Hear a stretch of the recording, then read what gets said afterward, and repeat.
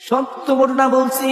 পবিত্র ঈদুল ফিতরের আগের দিন চট্টগ্রাম থেকে বাড়ি ফেরার পথে রাঙ্গামাটির ফিশারি ঘাট থেকে বিকেল 4টায় রওনা দিলে কাকরিলি সংলগ্ন বিলে আসলে বাতাস বজ্রপাত আর বড় বড় আমাদেরকে বড় বিপদে ফেলে দেয়।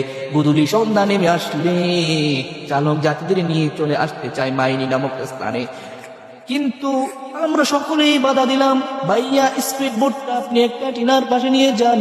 ওই দিন এত পরিমাণ বজ্রপাত আর ঢেউ হয়েছিল, যদি ড্রাইভারের কথা শুনে রওনা হয়ে যেতাম তাহলে এই পোস্টটা আজকে ফেসবুক প্ল্যাটফর্মে ছাড়তে পারতাম না।